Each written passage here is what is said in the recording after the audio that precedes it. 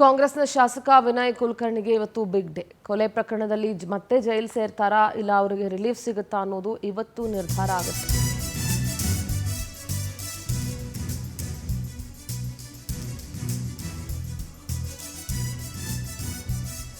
ಯೋಗೇಶ್ ಗೌಡ ಕೊಲೆ ಕೇಸ್ ತೀರ್ಪು ಇವತ್ತು ಪ್ರಕಟ ಆಗುತ್ತೆ. ಜನಪ್ರತಿನಿಧಿಗಳ ವಿಶೇಷ ಕೋರ್ಟ್ನತ್ತ ಎಲ್ಲರ ಚಿತ್ತ ಇದೆ.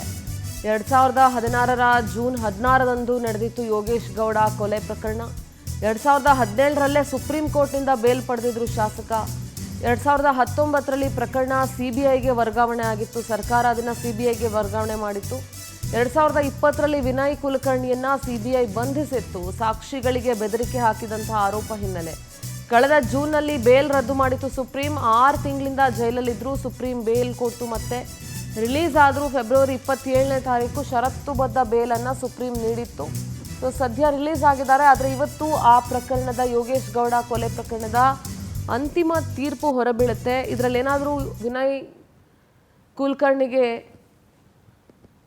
ರಿಲೀಫ್ ಸಿಗುತ್ತಾ ಅಥವಾ ಮತ್ತೆ ಜೈಲು ಸೇರ್ತಾರಾ ಶಾಸಕ, ಕಾದ್ ನೋಡಬೇಕಾಗಿದೆ.